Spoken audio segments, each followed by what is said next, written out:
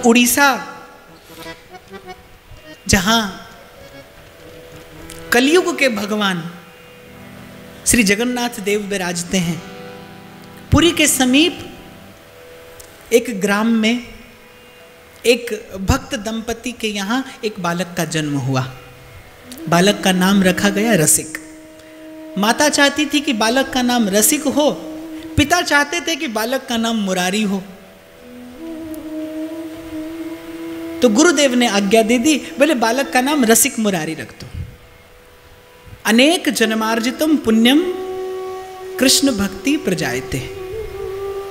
जन्मों के पुण्य संचित होते हैं तब किसी कुल में भगवत भक्त का जन्म होता है। कुलम पवित्रम जननी कृतार्था वसुंधरा पुण्यवती चते। सतरती सतरती स लोकांस तारयति। ऐसा भक्त जो आप भी तरता है और अपने अपने संग में जो आए उसको भी उस पार कर देता है।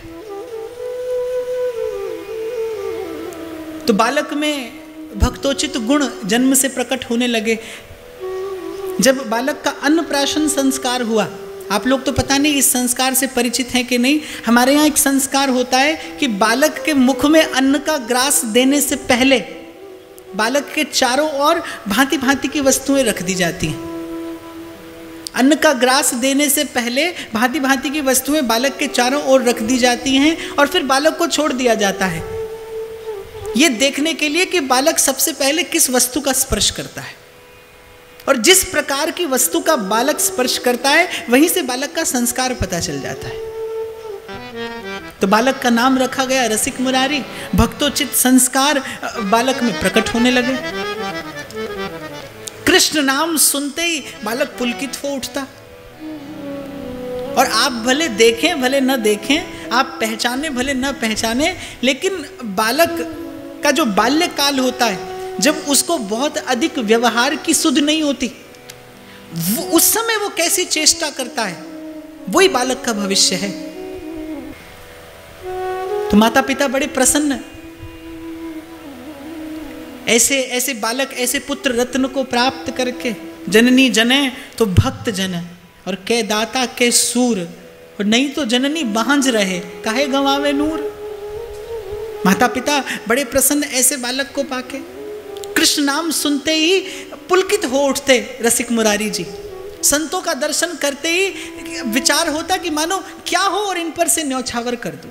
ये पूंजी, ये भाव एक जन्म की नहीं है। बहुनाम जन्म नामन्ते ज्ञानवान माम प्रपद्यते, भगवान की श्रीमुखवाणी है। एक जन्म नहीं, बोले बहुनाम जन्म नामन्ते, अनेक जन्मों के बाद जीव को मेरी सुध आती है। संतों के चरणों में बड़ी अद्भुत निष्ठा उनकी। उनके ग्राम के, जैसा मैंने कहा कि जगन्नाथपुरी के मार्ग में उनका ग्राम पड़ता था। आते जाते संतों का दर्शन होता था, आते जाते संतों का संग मिलता रहा। तो संतों के चरणों में बड़ी निष्ठा, संतों का संग बाल्यकाल से मिलता रहा। आते जाते द्वार पर संत आकर आवाज दे देते थे, हरे कृष्णा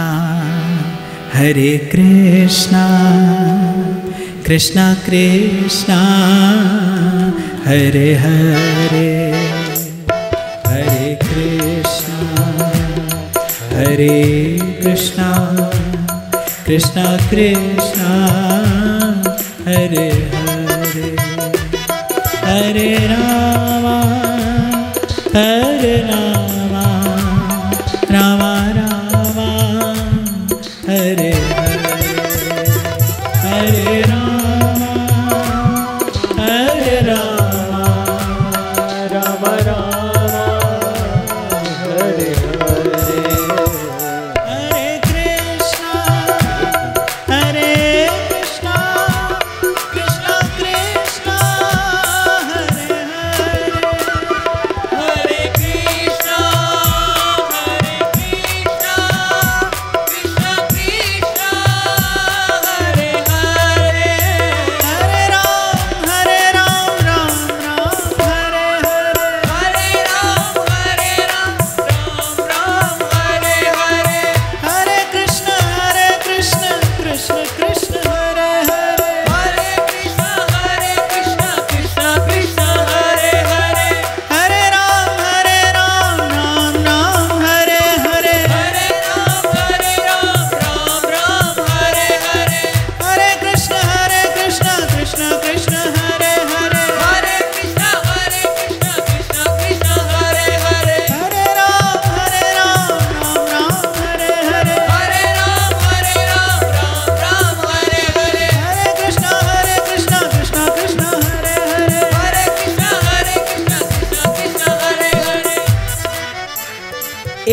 पका हुआ फल हो स्वभाव से ही मीठा है, और उस पके हुए फल को तोता और चख ले तो फिर उसकी माधुरी का कहना क्या। ऐसे हरि नाम स्वभाव से मधुर है, और वही हरि नाम जब भक्त के मुख से निसृत हो, संत के मुख से निसृत हो, तो माया का बंधन काट देता है, कर्म का बंधन तोड़ देता है। संतों के मुख से सुनने को मिलता था हरि नाम बालक रसिक मुरारी को। हरे राम राम राम हरे हरे, हरे राम राम राम हरे हरे, हरे कृष्ण कृष्ण कृष्ण हरे हरे, हरे कृष्ण कृष्ण कृष्ण हरे हरे। पोषण हुआ बालक का संतों के ऐसे सुमधुर नाम संकीर्तन से। गुरु की प्राप्ति के लिए उनका मन ललचाने लगा। और मैं लगभग किसी ना किसी प्रसंग में निवेदन कर ही दिया करता हूं कि कभी भी गुरु को खोजने का प्रयास मत करना, ढूंढने मत निकल पड़ना। तो गुरु के लिए छटपटाने लगे, लेकिन गुरु को खोजने का प्रयास नहीं किया। हरि नाम का आश्रय लिया, सतत हरि नाम लेते थे। कभी तो दीन दयाल के भनक पड़ेगी कहाँ। और मन ही मन विचार भी करते, बोले प्रभु क्या मुख ले बिनती करूं, लाज आवत है मोह, तोहे देख अवगुण करूं, कैसे भाऊं तो। बोले प्रभु क्या मुख लेके मैं आपसे सदगुरु के चरणों की याचना करूं, क्या मुख ले विनती करूं, लाज आवत है मोए। पर फिर भी अवगुण मेरे बाप जी, बख्श गरीब निवाज, जो मैं पूत कपूत हूँ तो पिता को लाज। और ज्ञान और कर्म निष्फल जाता है, जा सकता है, पुकार कभी निष्फल नहीं जाती, उत्तर मिलता ही है। रसिक मुरारी जी को भी उत्तर मिला कि वृंदावन धाम चले जाओ। श्री ठाकुर जी ने गुरुदेव के नाम का भी संकेत कर दिया कि श्यामानंद नाम के एक बड़े भजनानंद संत हैं, उनके चरणों का आश्रय ले लो। नाचने लगे रसिक मुरारी। कहां उड़ीसा से वृंदावन धाम की यात्रा, गुरु चरणों के दर्शन कब होंगे, बस इसी आकुलता और व्याकुलता में वृंदावन धाम का स्मरण करते करते कब वृंदावन आ पहुंचे पता नहीं चला। और जो ही वृंदावन में प्रवेश किया, पहुंचे वृंदावन, जो श्री ठाकुर जी ने संकेत किया था, श्री श्यामानंद जी उनके चरणों में पहुंचे, बड़े भजनानंदी संत थे। और ऐसा ही नहीं कि गुरु शिष्य को ही सदगुरु की आवश्यकता होती है, गुरु को भी अपने हृदय में प्रतिष्ठित आनंद का विस्तार करने के लिए सच्चे शिष्य की तलाश रहती है। तो श्यामानंद जी ने जब रसिक मुरारी जी को देखा तो उनको भी मन में बड़ी प्रसन्नता हुई। और उपनिषद का वाक्य है कि गुरु वो नहीं जो शिष्य को शिष्य ही बना रहने दे, सच्चा गुरु वही है जो अपने शिष्य को मन का गुरु बना दे, जो आपको मन को संभालना सिखा दे, जो अपनी कृपा से विवेक जगा दे कि संसार से क्या लेना है और सही संसार को क्या देना है, जो आपको व्यापार और व्यवहार की समझ दे दे। रसिक मुरारी जी को शिष्य स्वीकार कर लिया। रसिक मुरारी जी की संतों की चरण रेणु में बड़ी निष्ठा थी। अच्छा, और मैं तो ये भी अनुभव करता हूं कि संतों के प्रति जो ये निष्ठा है, ये भी संतों की कृपा से ही प्राप्त होती है। आप विचार करके इस निष्ठा को नहीं पा सकते, आप साधन करके ये निष्ठा नहीं पा सकते। ये निष्ठा तो ऐसा धन है जो संत जनों की, गुरुजनों की कृपा से ही मिलती है। बड़ी अद्भुत निष्ठा उनकी। रसिक मुरारी जी के लिए तो भक्तमाल की कथा कहती है कि रसिक मुरारी जी पूजा किसकी करते थे? किसी भगवत मूर्ति की नहीं। रसिक मुरारी जी के घर पे संतों के चरणामृत के बड़े बड़े घट भरे हुए रहते थे। वो बड़े बड़े मिट्टी के पात्रों में संतों का चरणामृत एकत्रित करके रखते थे और भोर से सांझ उसी चरणामृत की सेवा करते थे, उन्हीं संतों के चरणामृत का चिंतन करते थे। लोकोत्तर निष्ठा, अद्भुत निष्ठा संत के चरण में। हमने तो ऐसे देश में जन्म लिया है जहां पर साधु के वेश का भी सम्मान होता है। भक्तमाल में ऐसी ऐसी कथा आती है कि केवल छल से कोई साधु का वेश धर के आया और देने वाले ने अपना सर्वस्व दे दिया उस छल से धारे हुए वेश पर। ऐसी लोकोत्तर निष्ठा संत के प्रति, भक्त के प्रति। श्यामानंद जी एक उत्सव किया करते थे, उसका नाम था दंड उत्सव। और इसके पीछे बड़ी सुंदर कथा है कि उस उत्सव का नाम दंड उत्सव कैसे पड़ा। श्यामानंद जी की वृंदावन की रज में बड़ी निष्ठा थी। वो समझते थे कि वृंदावन की रेणु से दूर दूसरित कर लिया तन को तो अब किसी भजन साधन की आवश्यकता नहीं। वृंदावन रज पाए ली सो पाए वो कहा रहे हो। तो श्यामानंद जी की वृंदावन रज में बड़ी निष्ठा थी। व्यास जी की एक पद की पंक्ति को उन्होंने अपने जीवन का आधार बना रखा था।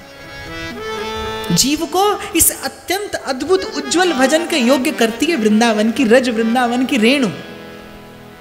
रसिक मुरारी जी के गुरुवर की इसी वृंदावन की रेणु में अद्भुत निष्ठा।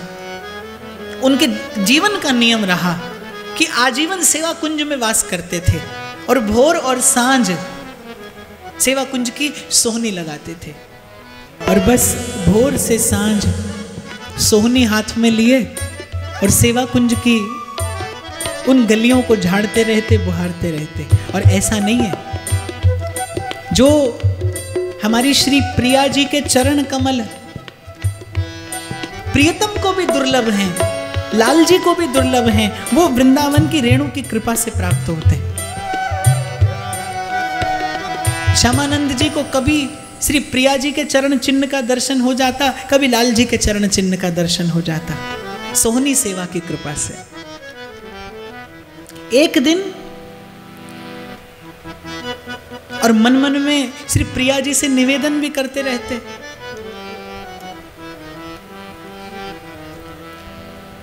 श्यामाजू मोहे कब्रे मिलोगी प्यारी जू मोहे कब्रे मिलोगी। लेकिन उस आकुल व्याकुल चित्त को धीरज कैसे मिले जब श्री प्रिया जी का दर्शन हो। प्रेमी को प्रियतम के अतिरिक्त फिर किसी वस्तु से संतोष नहीं होता। रसखान कहते हैं कि बिरहा की जो आंच लगी तन में हो जाए परी जमुना जल में, कि शायद ये मेरे तन की आंच, ये मेरे मन का ताप जमुना जल में डूबने से दूर हो जाए। बिरहा की जो आंच लगी तन में हो जाए परी जमुना जल में, जमुना जल सबरो सूख गयो हो जाए परी धरती तल में। तब रेत फटी पाताल गई तहां शेष जरो धरती तल में, और यह बिरहा की तब आंच मिटे जब आए के शाम लगे गल में। तो प्रेमी के हृदय की आकुलता व्याकुलता तो बस प्रियतम दूर कर सकता है। लेकिन श्री प्रिया जी दर्शन देना चाहती हैं श्यामानंद जी को, इस प्रेम भरी भाव भरी सखी को, सहचरी को। लेकिन श्री प्रिया जी दर्शन दें, ये प्रिया जी के हाथ में नहीं है। इसलिए हमारे रसिकों ने गाया है, प्रथम सखियन की कृपा मनाऊं तब यारस को किनका पाऊं। प्रिया प्रीतम की कृपा प्रिया प्रीतम के हाथ में नहीं, उनकी सखियों के हाथ में है। श्री जी के मन में इच्छा है कि मैं जाकर दर्शन दूं, लेकिन जब तक ललिता की, जब तक विशाखा की इच्छा नहीं हो, तब तक कैसे जाकर दर्शन दूं। तो श्री प्रिया जी ने एक युक्ति निकाली। नित्य रास के समय श्री प्रिया जी ने जानबूझ के अपने चरण का एक नूपुर वही सेवा कुंज की उस गली में छोड़ दिया।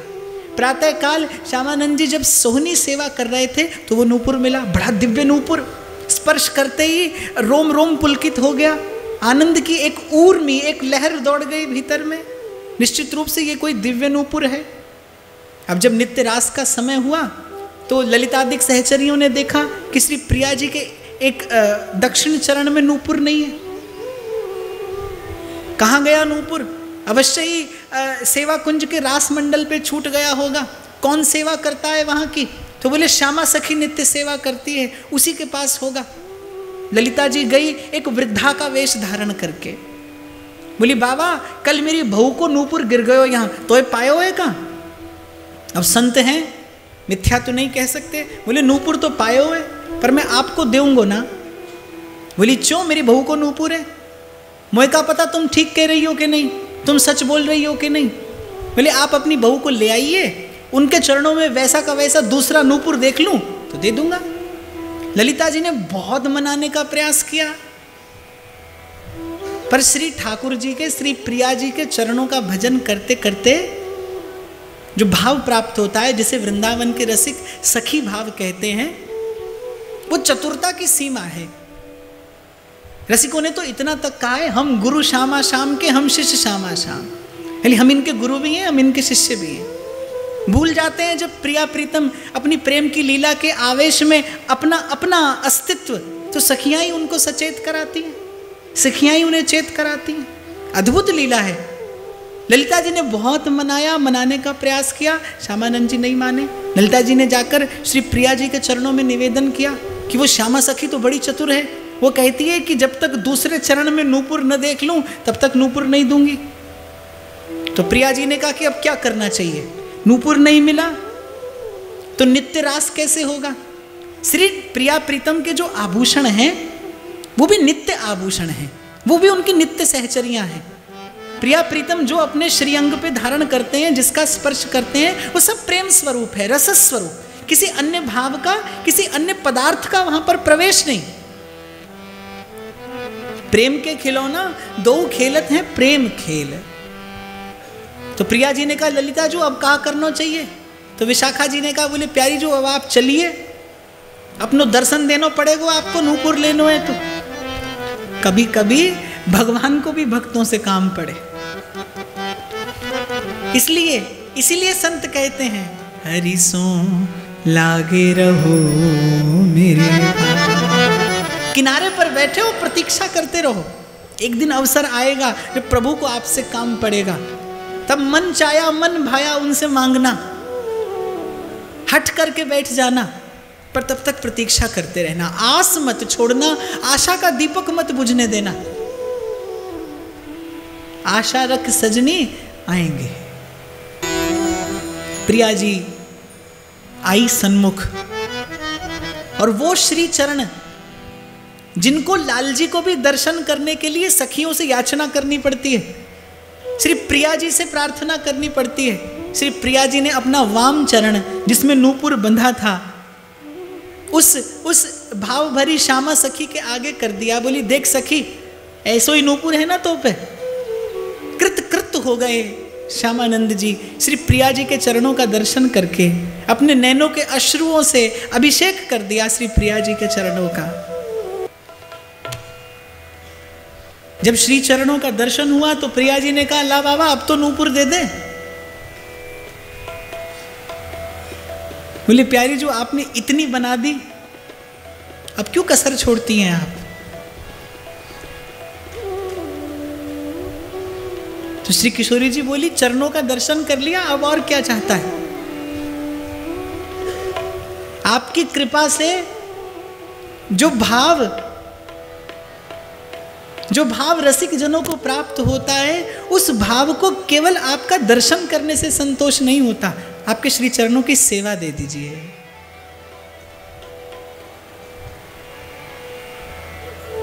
प्रिया जी मन का आशय जान गई। वो चरण जिससे नूपुर गिरा था, वो चरण श्री श्यामानंद जी के आगे कर दिया। उन्होंने अपने हाथ से प्रिया जी के श्री चरण में नूपुर धारण कराया। ये वृंदावन की रज की महिमा नहीं तो क्या है कि जिन श्री चरणों की सेवा, जिन श्री चरणों की टहल करने के लिए लाल जी को भी सखियों से याचना करनी पड़ती है, श्यामानंद जी को उन श्री चरणों की सेवा मिली, वृंदावन की रज झाड़ के, वृंदावन की कुंज गलियां बुहार के।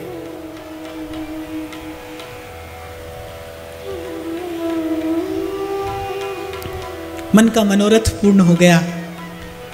श्री चरणों में नूपुर धारण कराया और जैसे ही चरणों पे माथा रखा, श्री प्रिया जी ने अपने नूपुर की छाप श्री श्यामानंद जी के मस्तक पर प्रदान कर दी। और ऐसा कहा जाता है कि इससे पूर्व ऐसा तिलक आप लोगों ने लगाया है, ये प्रिया जी के श्री चरणों की छाप है। इससे पूर्व किसी और भांति का तिलक लगाया जाता था। श्यामानंद जी वो नवीन छाप धारण करके जब अपने गुरुदेव के सन्मुख पहुंचे तो उनके गुरुदेव बड़े क्रोधित हुए कि ये तुमने संप्रदाय की परिपाटी के विरुद्ध कोई नवीन छाप, नवीन तिलक क्यों धारण कर लिया। श्यामानंद जी ने बताया कि इस प्रकार से ये छाप तो मुझे स्वयं श्री प्रिया जी ने प्रदान की है, लेकिन श्यामानंद जी के जो गुरुदेव थे उनको उनकी बात पर भरोसा नहीं हुआ। वो कहने लगे प्रमाणित करो, प्रेम का क्या प्रमाण होता है। गुरुदेव ने कहा कि मिटा कर आओ इसे हमारे सन्मुख। लेकिन श्यामानंद जी तो जानते थे, तेरी बख्शना मेटे कोई सतगुरु का दिलासा। उसका दिया कौन मिटा सकता है। श्यामानंद जी के मस्तक को घिस घिस कर मिटाने का प्रयास किया गुरुदेव ने। छाप प्रिया जी की दी हुई थी, मस्तक से लहू निकल आया लेकिन छाप नहीं मिटी। रसिकों को बड़ा कष्ट हुआ। रसिकों को मन में भरोसा हो गया था कि निश्चित रूप से ये प्रिया जी का ही प्रसाद इन्हें प्राप्त हुआ है, लेकिन जाने ठाकुर जी की क्या लीला थी, गुरुदेव को भरोसा नहीं हो रहा था। अंततः आकाशवाणी हुई, प्रिया जी ने श्री ठाकुर जी के एक सखा को आज्ञा दी कि जाओ और उनसे कहकर आओ कि श्यामानंद के मस्तक पर ये चरणों के नूपुर की छाप मैंने दी है। और जब श्यामानंद जी के गुरुदेव को इस बात का भरोसा हो गया कि ये छाप श्री प्रिया जी ने अपने चरण कमलों से प्रदान की है, तो उनको मन में बड़ी ग्लानि हुई कि मैंने एक रसिक का, एक परम भक्त का, एक वैष्णव का अपराध कर दिया। अब गुरु हैं तो शिष्य के सन्मुख हाथ कैसे जोड़े, क्षमा कैसे मांगे। माता, पिता और गुरु, इन तीनों में से यदि कोई सन्मुख हाथ जोड़ दे तो आपका समस्त पुण्य नष्ट हो जाता है। इसलिए जीवन में कभी ऐसी स्थिति मत आने देना, जीवन में कभी ऐसी घड़ी मत आने देना। आपकी माता, आपके पिता या आपके गुरुजन आपके सन्मुख करबद्ध हो तो आपका पुण्य नष्ट होगा। गुरुदेव ने मन में विचार किया कि मैं गुरु हूं, शिष्य के सन्मुख प्रणाम करता हूं तो इसके पुण्य को क्षति पहुंचेगी, लेकिन मन में अपराध बोध है, मन में बड़ी ग्लानि है कि मैंने ऐसे भावुक हृदय को कष्ट पहुंचाया, पीड़ा पहुंचाई। सबसे बड़ा अपराध बस यही है, बड़ी मन में ग्लानि कि मैंने भक्त का अपराध कर दिया। तो सब संतों की सभा, सब संतों का समाज बैठा कि इस अपराध से कैसे मुक्ति हो। तो श्यामानंद जी पूरे 1 मास तक सब संतों, सब महंतों का भंडारा करें, कथा हो, कीर्तन हो, सत्संग हो, और इसी प्रकार से इस अपराध का मार्जन संभव है। श्यामानंद जी ने दंड गुरु को मिला था, तो श्यामानंद जी ने कहा कि जिस प्रकार गुरु की समस्त संपत्ति पर शिष्य का अधिकार होता है, तो आपके दंड पर भी मेरा ही अधिकार है। ये उत्सव आप नहीं करेंगे, ये उत्सव मैं करूंगा। और वहां श्यामानंद जी ने जब ये उत्सव संपन्न किया तो रसिक मुरारी जी ने कहा, जब आप अपने गुरु का उत्सव कर सकते हैं, जब आप अपने गुरु का दंड उत्सव कर सकते हैं, तो मैं आपसे ये उत्सव क्यों नहीं ले सकता। सो प्रभु, आज से ये सेवा आप मुझे प्रदान करिए। उस दिन से, जबकि बात तो संत समाज में ये निश्चित हुई थी कि 1 मास तक ये उत्सव किया जाएगा, लेकिन जब अपने गुरुदेव का उत्सव श्यामानंद जी ने लिया तो उन्होंने उसे 1 मास से 1 वर्ष तक बढ़ा दिया। और जब रसिक मुरारी जी ने ये उत्सव लिया तो अपने मन में विचार किया कि प्रभु रीझते हैं तो संतों की सेवा का अवसर आता है। करूं आरती चरण पखारूं, तन मन धन संतन पैवारूं।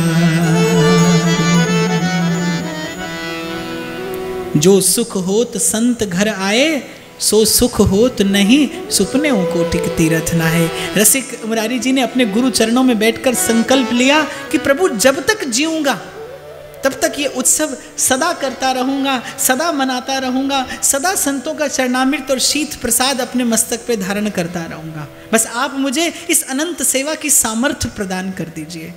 श्यामानंद जी ने जब रसिक मुरारी जी के हृदय का ऐसा अद्भुत, ऐसा उदार भाव देखा, तो जैसा मैंने कहा ना, आशीर्वाद देना नहीं पड़ता। कई बार शिष्य कुछ ऐसा कर जाता है कि गुरु का रोम रोम आशीर्वाद देता है, प्रकृति आशीर्वाद देती है। गुरुदेव ने रोम रोम से आशीर्वाद दे दिया। तो रसिक मुरारी जी ने भी अपने गुरुदेव से कहा, बोले प्रभु क्या 1 वर्ष तक ही आप मुझे संत सेवा का अवसर देंगे? ये तो केवल कहने भर को दंड उत्सव है। क्या दंड दिया है आप देखिए। प्रेम के मार्ग पे अपराध हो भी जाए, कर्म कांड में अपराध हो जाए तो उसका दंड मिलता है, आपका कार्य सिद्ध नहीं होगा। प्रेम के मार्ग पे अपराध हो भी जाए तो श्री ठाकुर जी कैसा दंड देते हैं। अब ये कोई दंड थोड़ी है कि संतों की प्रसाद पवाना, ये कोई दंड है कि संतों को कथा कीर्तन सुनाना।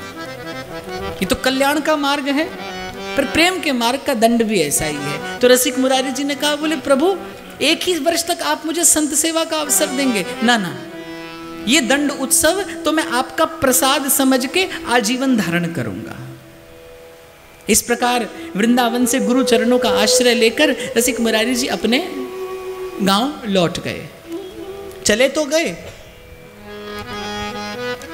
लेकिन हमारे राधा वल्लभ लाल जिस पर कृपा करते हैं उसका तन कहीं चला भी जाए लेकिन मन अपने चरणों में रख लेते हैं,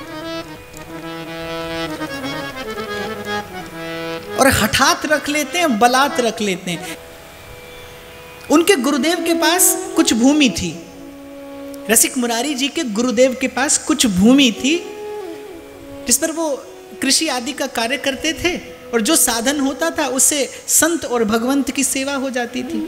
एक बार उनके शहर में एक नवाब आया, बादशाह का दीवान था, दुष्ट था, विमुख था। तो रसिक मुरारी जी के गुरुदेव की भूमि उसने हथिया ली। गुरुदेव को चिंता हुई कि अब संत सेवा कैसे होगी, साधु सेवा कैसे होगी। सो रसिक मुरारी जी को संदेश दे भेजा कि इस समय हमें आपकी आवश्यकता है, आप जैसे हैं बस वैसे ही आ जाइए। जब रसिक मुरारी जी को संदेश मिला गुरुदेव का, उस समय भोजन कर रहे थे। गुरुदेव का संदेश आया है कि जिस स्थिति में हैं बस आ जाइए। गुरुदेव ने तो इसीलिए कहला भेजा था कि अति शीघ्र से शीघ्र आने का प्रयास करिएगा। लेकिन रसिक मुरारी जी, एक तो गुरुदेव का संदेश है, दूसरा श्री गुरु चरणों की सेवा का अवसर उपस्थित हुआ है। कथा कहती है कि वो जो ग्रास हाथ में था वो ग्रास हाथ में ही रहा, और वैसे ही जूठे मुंह घोड़े पर सवार हुए और गुरुदेव की सेवा में पहुंच गए। अब जूठे हाथ जूठे मुंह प्रणाम कैसे करें? गुरुदेव के सन्मुख उपस्थित हुए। गुरुदेव भी बड़े आश्चर्य में पड़ गए कि रसिक मुरारी जी ये कैसे आना हुआ, हाथ जूठा मुख जूठा। बोले प्रभु आपका पत्र प्राप्त हुआ, आपका संदेश प्राप्त हुआ, आपने लिख भेजा था जिस स्थिति में हो बस वैसे ही चले आना। भोजन पा रहा था, ये ग्रास हाथ में था, जैसे ही सुना बस ऐसे ही चला आया। भक्तमालकार कहते हैं बलिहारी है ऐसी निष्ठा पर। कुछ संबंध ऐसे होते हैं जहां बुद्धि नहीं लगाई जाती, जो हृदय के भाव से चलते हैं, हृदय के भाव से बनते हैं, हृदय से ही पुष्ट होते हैं। चल दिए, पहुंच गए। किसी आचार विचार वाले व्यक्ति की दृष्टि में तो ये अपराध हो सकता है कि गुरु के सन्मुख जूठे मुख जूठे हाथ आ गए, गुरुदेव को जूठे मुख प्रणाम निवेदन कर दिया, और गुरुदेव मनी मन विचार कर रहे हैं कि रसिक मुरारी श्री ठाकुर जी की भक्ति तो तुझे पहले से ही प्राप्त है। मैं तो अपने मन में विचार कर रहा हूं कि आज मेरे पास क्या हो जो तेरी इस भावना पे न्यौछावर कर दूं। आज गुरु को अपने शिष्य को देने लायक कुछ दृष्टि में नहीं आ रहा कि आज क्या हो मेरे पास ऐसा जो तुझे देकर मैं प्रसन्न हो जाऊं। बिन विश्वास भक्ति नहीं, तेहि बिन द्रवहि नरा। गुरुदेव ने अपने मन की बात निवेदन की कि ऐसे ऐसे उस नवाब ने हमारी भूमि हथियाली है तो उससे छुड़ाने का किंचित प्रयास करो। लेकिन नवाब के जो नौकर चाकर थे वो रसिक मुरारी जी के गुरुदेव के शिष्य थे। उन सब ने कहा कि नवाब बड़ा दुष्ट है, उसके सन्मुख जाना ठीक नहीं, वो आपके प्राण भी ले सकता है। पर रसिक मुरारी जी निर्भय गुरु चरणों का बल हृदय में बढ़ा जा रहा था। आज गुरु चरणों की सेवा का अवसर उपस्थित हुआ है। वैसे भी तो तन छूटना ही है, बस गुरु चरणों का बल, भगवान नाम का बल लेकर रसिक मुरारी जी चल पड़े पालकी में सवार होकर। वहां नवाब को पता चला कि रसिक मुरारी जी आ रहे हैं, तो नवाब के कुछ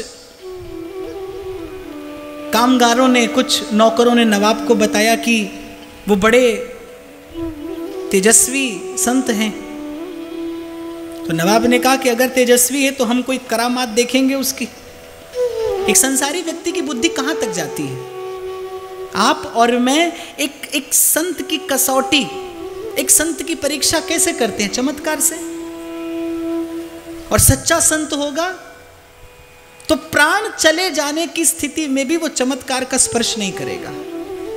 अगर सच्चा साधु होगा तो रसिक मुरारी जी के हृदय में तो गुरु चरणों का बल था। नवाब ने सोचा कि मैं चमत्कार देखूंगा, करामात देखूंगा।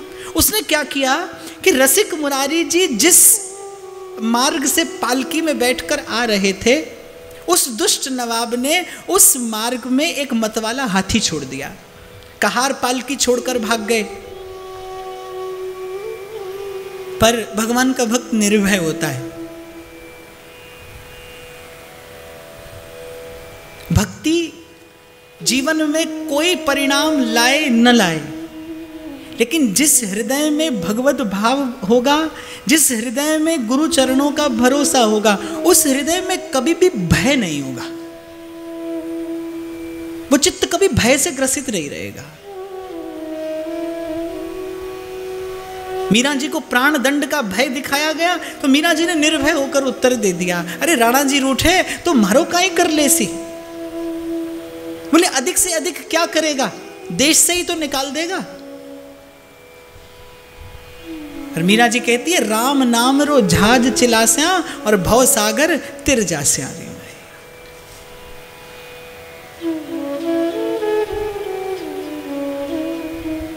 साधु का तो एक संबंध होता है, मैं सब नाते बस तुम सो ही मानूं। मेरे राम राय तू संता का संत तेरे। मतवाला हाथी छोड़ दिया, कहार छोड़कर भाग गए।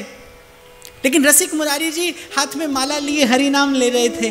वो वैसे ही मंद मंद मुस्कुराते पालकी में बैठे रहे। हाथी चिंघाड़ता हुआ उनके पास में आया, लेकिन जो ही उनके पास में आया शांत हो गया, स्थिर हो गया।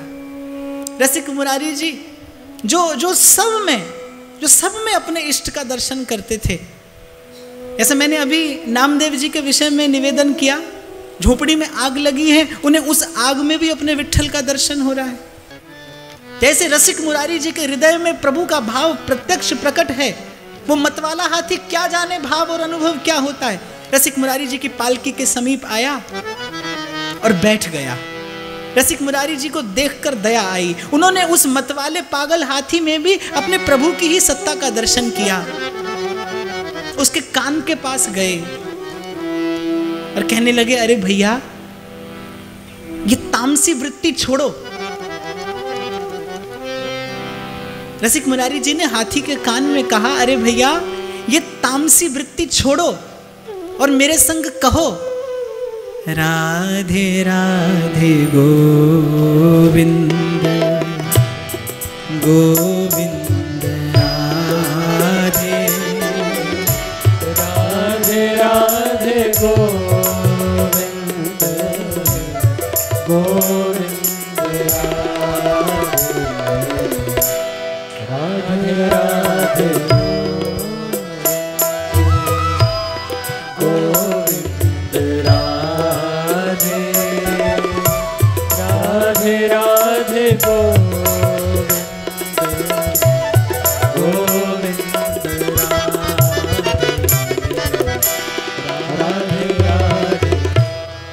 आप बोलिए।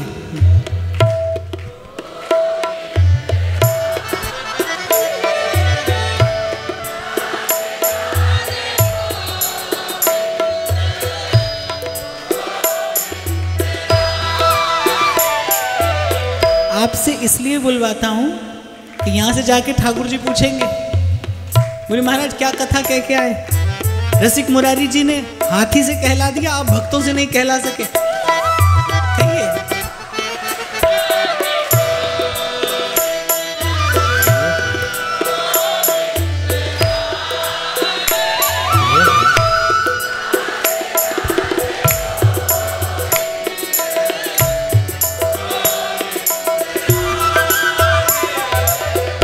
राधे राधे गोविंद गोविंद राधे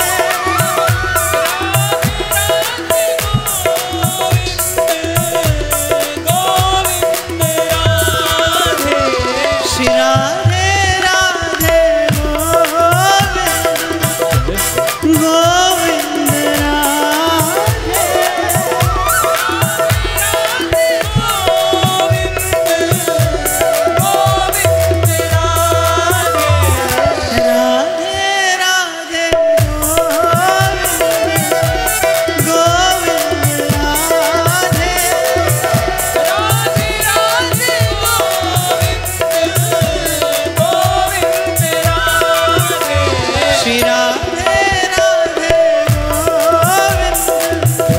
गोविंद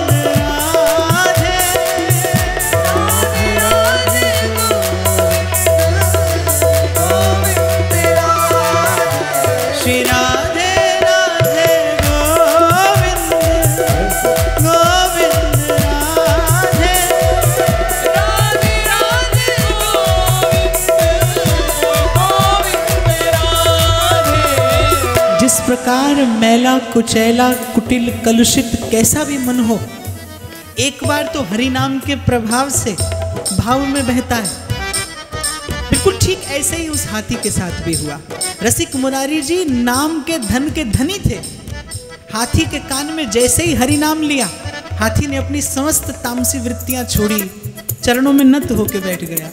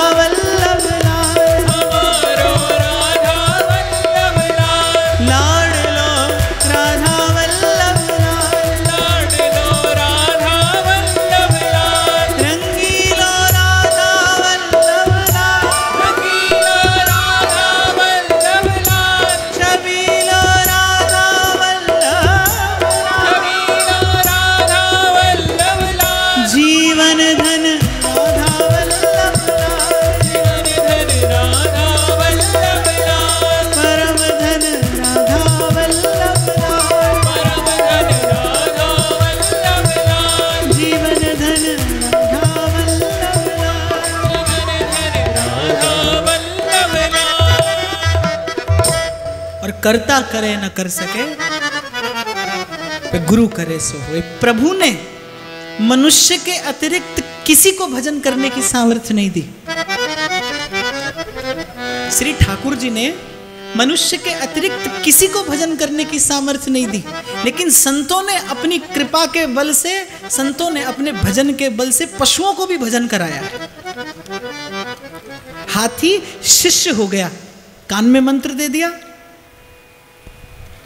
तुलसी की माला हाथी के कंठ में पहना दी, हाथी शिष्य हो गया रसिक मुरारी जी का। रसिक मुरारी जी ने नाम रख दिया गज गोपाल दास।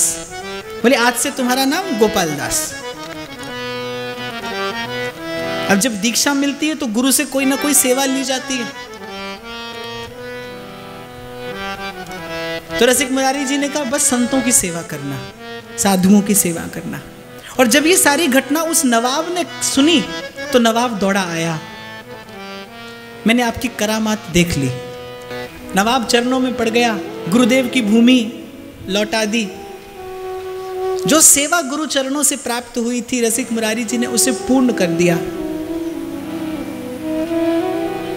लेकिन रसिक मुरारी जी ने भाव आवेश में आकर उस हाथी पर ऐसी कृपा कर दी कि उस हाथी ने, उस गज गोपाल दास ने ऐसी संत सेवा की कि भक्तमालकार को उस गोपाल दास की सेवा का परिचय अपनी भक्तमाल में देना पड़ा।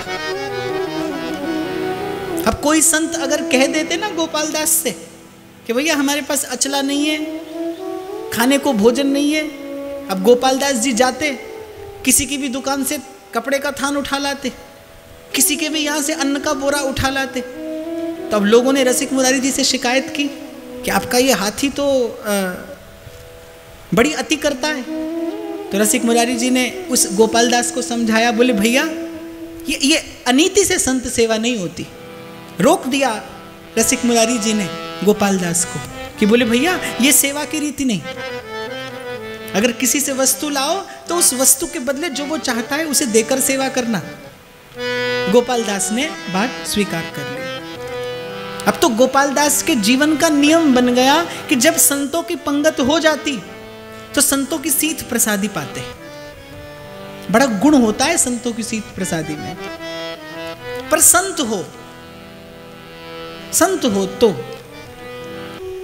तो सब संतों की सीत प्रसादी, सब संत भी अपनी पत्तल में बड़े प्रेम से थोड़ा थोड़ा प्रसाद गोपाल दास के लिए छोड़ देते।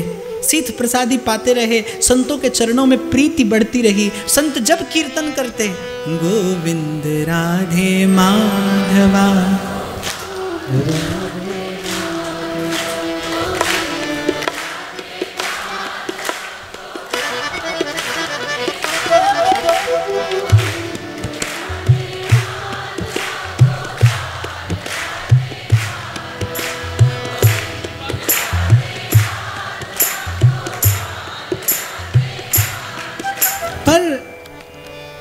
कुछ कुटिल लोग ऐसे भी होते हैं कि साधु संग से भी जिनके मन की कुटिलता नहीं जाती।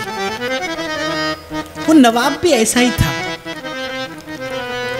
उसने जब गोपाल दास के बारे में सुना कि रसिक मुरारी जी ने जिस हाथी के कान में हरिनाम सुनाया था वो हाथी तो बड़ा करामाती हो गया, तो नवाब के मन में लोभ हुआ कि वो हाथी तो मेरे पास में होना चाहिए। नवाब ने अपने सैनिकों को पकड़ने के लिए भेजा। गोपाल दास जी ने दूर पछाड़ दिए सब सैनिक। किसी ने नवाब से जाकर ये कह दिया कि वो जो गोपाल दास है वो साधु के वेश का बड़ा सम्मान करता है। अगर आप किसी को साधु का वेश धरा के भेजेंगे तो वो हाथी पकड़ में आ जाएगा। नवाब को ये युक्ति जच गई। नवाब ने अपने 2 सैनिकों को 2 साधुओं का वेश धरा के गोपाल दास के पास में भेजा। यद्यपि गोपाल दास पहचान गए कि ये वस्तुतः साधु नहीं है, ये नवाब के सैनिक हैं। पर जैसे जब रावण की लंका में श्री हनुमान जी ने अशोक वाटिका विध्वंस किया तो रावण ने अपने पुत्र अक्षय कुमार को भेजा। अक्षय कुमार को मार गिराया श्री हनुमान जी ने। फिर इंद्रजीत आया। इंद्रजीत भी हारने को था, तभी तो इंद्रजीत को ब्रह्मास्त्र का संधान करना पड़ा, और किसी अस्त्र शस्त्र से हनुमान जी रुके नहीं। इंद्रजीत ने ब्रह्मास्त्र चलाया और कथा कहती है, पवन पुत्र ने रख लिया ब्रह्मा जी का मान, ब्रह्म पाश में बंध गए पवन पुत्र हनुमान। ब्रह्मा जी का मान रख लिया हनुमान जी ने। ब्रह्मपाश बांध नहीं सकता था हनुमान जी को। तेरे सेवक को भौ किछ नाही और जम न आवे नेरे। हनुमान जी को तीनों लोगों की कोई शक्ति रोक नहीं सकती थी, पर श्री हनुमान जी ने ब्रह्मा जी का मान रख लिया, बंध गए, बंधन स्वीकार कर लिया। ठीक ऐसे ही गोपाल दास ने भी संतों के वेश का सम्मान रख लिया, बंध गए। बस संत के वेश का सम्मान किया गोपाल दास ने। ले तो गए सैनिक, 3 दिन हुए, गोपाल दास ने कुछ पाया नहीं, कुछ खाया नहीं। क्यों? क्योंकि जिस दिन दीक्षा मिली थी उस दिन उस गोपाल दास ने प्रण ले लिया था कि अगर पाऊंगा तो संतों की सीत प्रसादी ही पाऊंगा। नवाब के महल में कहां संतों की सीत प्रसादी मिले। 3 दिन भूखे। किसी ने कहा इस हाथी को जल की धार में छोड़ दो, खाएगा नहीं तो जल तो पी लेगा। गंगा जी की धार के मध्य, गंगा जी की धार के मध्य ले जाया गया गोपाल दास जी को, और गोपाल दास ने अपने गुरुदेव और सब संतों के चरणों का स्मरण किया और गंगा जी से विनती करते करते हरि शरणम हरि शरणम हरि शरणम श्री हरि शरणम हरि शरणम हरि शरणम हरि शरणम श्री हरि शरणम श्री हरि शरणम हरि शरणम हरि शरणम श्री हरि शरणम श्री हरि शरणम हरि शरणम हरि शरणम श्री हरि शरणम हरि शरणम हरि शरणम हरि शरणम श्री हरि शरणम हरि शरणम हरि शरणम हरि शरणम श्री हरि शरणम हरि शरणम श्री हरि शरणम हरि शरणम श्री हरि शरणम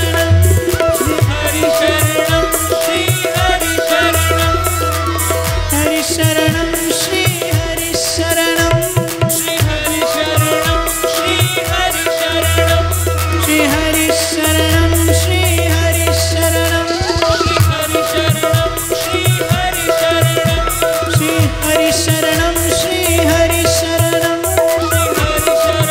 श्री हरि शरणम श्री हरि शरणम श्री हरि शरणम श्री हरि शरणम और ठाकुर जी का ऐसा वचन है, सनमुख हो जीव मोहि जबहि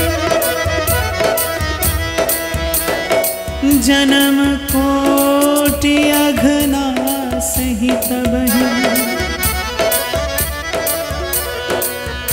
मम दर्शन फल परम अनूपा जीव पाव निज सहज स्वरूप। संतों की सीठ प्रसादी का ये प्रताप था कि हरि नाम लेते ही गोपाल दास के हृदय में मंद मंद मुस्कुराते श्याम सुंदर आकर विराजमान हो गए। कहा जन्म जन्म मुनि जतन कराही पे अंत राम कही आवत नाही। ऋषियों को मुनियों को यह सौभाग्य नहीं मिलता, और संत की कृपा से, गुरु की कृपा से, संतों की चरण रेणु की कृपा से, संतों के सीठ प्रसाद की कृपा से, संतों के मुख से निश्रित हरि कथा की कृपा से ऐसे जीव को वो गति मिली जो देवादिकों को दुर्लभ है। वहीं गंगा की धारा में हरि शरणम श्री हरि शरणम श्री हरि शरणम श्री हरि शरणम श्री हरि शरणम श्री हरि शरणम श्री हरि शरणम श्री हरि शरणम श्री हरि शरणम श्री हरि शरणम श्री हरि शरणम श्री हरि शरणम श्री हरि शरणम श्री हरि शरणम श्री हरि शरणम जिसकी सब भक्त संत याचना करते हैं, पीतांबरी कसी हो, होठों पे कुछ हंसी हो, मूरत ये मन बसी हो, जब प्राण तन से निकले। और अपना प्राण पुष्प उस गोपाल दास ने संतों की कृपा से श्री श्याम सुंदर के चरणों में निवेदन कर दिया। ये भक्ति का पातिव्रत है।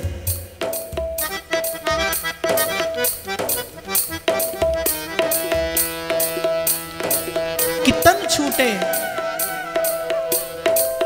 मन छूटे, धन छूटे, पर पन न छूटे। और बस प्रभु इसी पन पे रीझ जाते हैं। श्री रसिक मुरारी जी की इस अद्भुत पतित पावनी कली कलुष विनाशिनी कथा को यही श्री युगल सरकार के श्री चरणों में निवेदन करते हुए, ओ मेरो राधा